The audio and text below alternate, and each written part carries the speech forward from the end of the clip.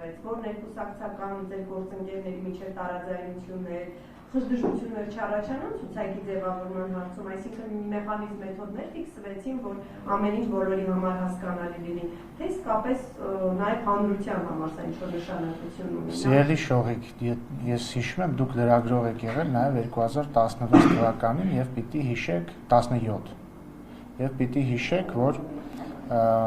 քաղաքացիական պայմանագիր կուսակցությունը, երբ որ առաջին անգամ մասնակցում էր խորհրդարանական ընտրությունների 2017 թվականին, մենք այն ժամանակ ենք մեր նախընտրական ցուցակը կազմել ռեյտինգային քվեարկությամբ կուսակցականների։ Ինչու ենք 2018 եւ 21 թվականներին վարչության ձևավորմամբ առաջ գնացել, որովհետեւ մեր մոտ ֆիքսված էր, որ հերթական ընտրությունների ժամանակ պատվիրակներն են ձևավորում կուսակցական ցուցակը, արտահերթների ժամանակ վարչությունը, որտեղ այնտեղ ժամանակը օբյեկտիվորեն քիչ է։ Եվ հիմա քանի որ հերթական ընտրություններ են լինելու, պատվիրակներն են ձևավորելու, ինչու ենք մենք այս ավանդույթը ներդրել, որովհետև մեր կուսակցության հիմքում, գաղափարախոսության հիմքում ժողովրդավարությունն է, այդ թվում ներկուսակցական ժողովրդավարությունը, մենք երբեք չենք եղել մի կուսակցություն, որտեղ մի խումբ կամ մեկը որոշում է, թե որ տեղում պետք է լինի նախընտրական ցուցակի։ Իսկ մյուս կուսակցությունները ինչպես են ձևավորում իրենց ցուցակները, կարծում եմ ոչ ոք չգիտի կամ բոլորը գիտեն, բառից վատ իմաստով։ Բայց դուք այս ամեն ինչը կազմակերպում անում եք, բայց որևէ ցուցակի ձևավորման որևէ փուլում ստեղծության անակնկալներ չեն եղել։ Միշտ առանցքային դերակատարները թիմի եղել են առաջին, այսպես տասնյակում, 20-յակում, օրինակ չի եղել, որ չգիտեմ, մի անծանոթանուն հայտնվի հանրության, ծանոթ քպական, հայտնի օրինակ տասնյակում։ Բայց դա նորմալ է, պարզ չի, որ ցուցակի առաջատար համարներում պետք է հայտնվեն առանցքային դեմքեր, դա նորմալ է, բայց այլ հարց, որ ոչ ոք չգիտի, որ դեմքը որերորդ տեղում կլինի, հաջորդը միշտ կա հնարավորություն, որ ինչ-որ մեկը, որ նոր է դարձել կուսակցական կամ ակտիվ չի եղել, ինքը իր գործողություններով, իր գործունեությամբ գնա առաջ եւ առաջ։ Մենք դեպքեր ունենք, երբ որ մարդիկ սկզբից, չգիտեմ, անուններ չտան, որ քարոզչություն չդիտարկվի, հա, մենք ունեցել ենք դեպքեր, երբ որ մարդիկ սկզբից նույնիսկ պատգամավոր չեն եղել, ցուցակում ասենք, չգիտեմ, 120-րդն են եղել, հետո դարձել են պատգամավոր, հետո դարձել են վարչության անդամ, ու այսպես շարունակ, այսինքն մեզ մոտ այս առումով շատ մրցակցային իրավիճակ է եւ կարեւորն այն է, որ բոլորը հնարավորություն ունեն առաջ գնալու եւ դա կարեւորագույն բան է, որ կուսակցությունը թարմանա եւ չդառնա պոլիտ բյուրո, ինչպիսիք հանդիսանում են մեր կուսակցությունների մեծ մասը։ Բայց եւից դուք վերջին հարցը տակ այս թեմայով։ Դուք ասում եք, որ պարզ չի ով կլինի, այսինքն դե հիմա ես չգիտեմ ես որտեղում եմ լինել։ Չէ, առաջին համար ուզում եք ասել, այդտեղ ինտրիգ կա, թե ով կգլխավորի ձեր ցուցակը։ Չկա, որովհետև ակնհայտ է, որ էլի անուն չտա, որ քարոզչություն չլինի, բայց ակնհայտ է, որ այդ հանունը, որ բոլորը հասկացան, ամենայն հավանականությամբ առաջի տեղում է լինելու, բայց ընդհանուր առմամբ հիմա ես ունեք չգիտեմ ես որ համարում եմ լինելու, ոչ էլ մյուս մարդկանց մեծ մասը գիտի թե իրենք որ համարում են լինելու։ Մի հարց է, պարոն Ռուբինյան, ձեր պատվիրակներին, որ օրինակ դուք ինչ-որ գրառումներ եք անում, նայեք քարոզարշավեն, ո՞նց են իրենք, այսինքն ինչ ստանդարտներով եք ձեր կամ դուք օրինակ ինչ ստանդարտներ եք հաշվի առնում, որոնք են այդ առանցքային Դե ստանդարտները շատ են, մարդու սկզբունքայնությունը, ազնվությունը, քաղաքական խոսքի ունակությունը, չգիտեմ, ռետորական արվեստը, մասնագիտական ունակությունները, կազմակերպչական ունակությունները, այսպես շարունակ։ Այդ ամբողջը հաշվի առնելով դուք ձեզ ընտրել եք։ Այո։ Պարոն Ռուբինյան, այս համակարգի ներդրումը ինչին է նպաստել։ Դե ըստ էության դրա մասին ենք խոսում, որ նախ մենք այս համակարգը չենք ներդնում, մենք այս համակարգը արդեն ներդրել ենք հեռավոր 2017 թվականին եւ ամրապնդում ենք։ Սա նպաստում է քաղաքական դաշտի առողջացմանը։ Մեր քաղաքական դաշտը ընդ որում եւ իշխանական կուսակցությունները եւ ընդդիմադիր կուսակցությունները 30 տարի ոնց են գործել։ Միշտ ունեցել են մի հատ լիդեր, լավագույն դեպքում մի քանի լիդեր կամ մի խումբ, որոնք որոշել են ամեն ինչ, ու այդ մարդիկ երբեք չեն փոխվել։ Դուք նկատած կլինեք, մինչև հիմա կան կուսակցություններ մեր մոտ, որ 30 տարի ղեկավարը նույն մարդն է։ Դա խնդրեմա, դա խնդրի մասին է վկայում։ Ու այդ կուսակցությունները ո՞նց են սկսել։ Միշտ սկսել են ակտիվ, բավականին, չգիտեմ, բարձր տոկոսով ձայներ են ստացել, անկախ նայած մնացել են դիմադիր թե իշխանական, ու ավարտել են նրանով, որ մնացել է այդ կուսակցության ղեկավարը ու իր շուրջ հավաքված 4-5 հոգի։ Սրանից խուսափելու միակ ձևը ներկուսակցական ժողովրդավարությունն է եւ մրցակցային պայմաններ ստեղծելն է, ինչն էլ մենք անում ենք։ Փաշինյանը ուստայի առաջ տեղում։ Չէ, մեզ մոտ Նիկոլ Փաշինյանը ընդամենը 2022 թվականից է հանդիսանում վարչության նախագահ։ Դրանից առաջ վարչության նախագահ էր Սասուն Միքայելյանը, դրանից առաջ Արայիկ Սուրեն Պապիկյան, ներողություն, դրանից առաջ Սուրեն Պապիկյան, դրանից առաջ Սասուն Միքայելյանը, դրանից առաջ իշխանության տարիներին միշտ Նիկոլ Փաշինյանը առաջին օրինականում բոլոր վարչության ընտրությունները։ Բայց ես ախր դրա մասին չեմ խոսում, Ես ասում եմ չպիտի նույն մարդը որոշի, կամ նախ ընդհանրապես չպիտի մի մարդ որոշի ցուցակում ովքեր որտեղը պետք է լինեն, եւ նաեւ չպիտի նույն մարդը անդադ ամեն ինչ որոշի։ Նիկոլ Փաշինյանը 8 տարի առաջին համարում է եղել, որովհետեւ Նիկոլ Փաշինյանը 8 տարի եղել է մեր վարչապետի տեխնացու եւ ամենամեծ ռեյտինգ ունեցող եւ վստահություն ունեցող քաղաքական գործիչը մեր կուսակցությունում եւ ընդհանրապես Հայաստանում շատ པարզ է։ Դերեք հարցի շարունակություն դուք միշտ նեղացնում եք նաեւ նախկին իշխանություններին, որ իրենք այդտեսեք առաջին համար իրավահաջորդներ չեն ստեղծել։ Օրինակ Նիկոլ Փաշինյանը։ Ախր բայց ես չեմ ասում, ես ասում եմ։ Բայց ձեր հարցը ինքնին էլի այդ հին սուպեր լիդերային տրամաբանության մեջ է, ոչ թե պետքա լիդերը ստեղծի իրան իրավահաջորդ, որովհետև դա էլի fake process է, հո բան չի, հո թակավոր չի, որ մի հատ իրան թագաժառանգ ստեղծի։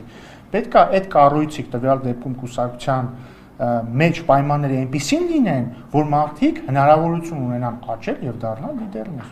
Շատ բարձ։ Իրենք պետք է աճեն Փաշինյանի արտոնյալ ինչ-որ մեկին Ոչ, իհարկե ոչ։ Օրինակ դուք համարում եք Փաշինյանի ամենամեծավոր շրջապատի արտոնյալներից մեկը։ Ինչու են կայանում իմ արտոնությունները։ Ես վարչապետ Փաշինյանի հետ երկար քաղաքական ճանապարհ անցել եմ, իհարկե իմ չափանիշներով համեստ երկար, որովհետև ես դեռ երիտասարդ եմ, բայց նկատի ունեմ դա որևէ կերպ չի ազդում առաջ խաղացման վրա մեր կուսակցությունը։ Ոչ իմ դեպքում, ոչ էլ մյուս մարդկանց դեպքում։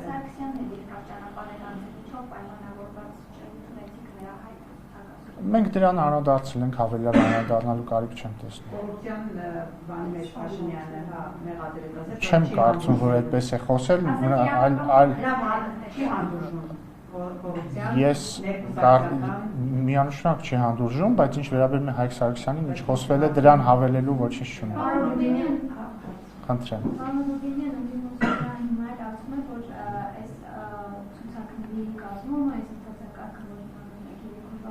Սա ընդհանրապես մարդկանց ապահովելու, մոդելության մեջ գցելու, ժողովրդավարության իմիտացիա ստեղծելու ինչ-որ բան։ Ով է ասում, եթե գաղտնիք չի։ Հանրապետականները։ Հա, իսկ գիտեք հանրապետականների մոտ ոնց է օրինակ վարչություն ընտրվում։ Գալիս է, եթե չեմ սխալվում, էլի, բայց ինչքան գիտեմ, ճիշտ գիտեմ, գալիս են, որոշած են լինում արդեն, ովքեր պիտի լինեն վարչության անդամ։ Հերթով անունները կարդում են, ասում են, ովքեր են կողմ, բոլորը կամ մեծ մասը կողմ են քվեարկում ու վերջ վարչությունը հաստատվում է։ Այսինքն մի քանի հոգի որոշում են, թե իրանց վարչության անդամները ովքեր պետքա լինեն։ Ցուցակը ընդհանրապես չգիտեմ ոնց է կազմում, ենթադրում եմ, որ մեծարգո Սերժ Ազատի Սարգսյանն է կազմում կամ մի քանի մերձավորներով։ Հետևաբար մի քիչ աբսուրդ է, էլի, ինչով ենք մենք թոզ ենք փչում, որ գալիս ամբողջ հանրապետության եւ ամբողջ աշխարհի դիմաց ընտրում ենք վարչություն։ Ընդ որում նկատեք, այն փաստը, որ մեր վարչության եւ ցուցակի ընտրությունները լայնորեն լուսաբանվում են մամուլում, դրանց մասին գրվում է, բոլորը հարցնում են, ահա, ինչպես այս մարդը հայտնվեց այստեղում եւ մյուսը այստեղում, վկայում այն մասին, որ մենք իրապես արդար եւ մրցակցային ընտրություններ ունենք։ Պարոն Բենա, ես կուզեի մի հարց մեր կուսակցական ձեր օրակարգից դուրս, երեք հայտարարվեց, որ Ուժեղ Հայաստան, Սամվել Կարապետյանի առաջնորդած ուժի վարչապետի տեխնացուն, հենց լինելու է Սամվել Կարապետյանը, իրենք սցենար ներկայացրեցին, թե ինչպես, այսինքն այն արգելքները, որոնք հանրությանը հայտնի են, մարդկանց հայտնի են, սահմանադրական արգելքները, օրենքը, իրենք մտադիր են պատկերացնում եմ, որ կստանան սահմանադրական մեծամասնություն եւ խորհրդարանում սահմանադրություն փոխելով Սամվել Կարապետյանը կդառնա Հայաստանի վարչապետը։ Այս սցենարի հետ կապված իշխանության գնահատականն, իշխանության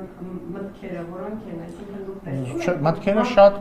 պարզ են, Սամվել Կարապետյանը չի կարող լինել վարչապետի թեկնածու եւ վարչապետ, որովհետեւ Սամվել Կարապետյանը բացի Հայաստանի քաղաքացի լինելուց նաեւ հանդիսանում է Ռուսաստանի Դաշնության եւ Կիպրոսի քաղաքացի։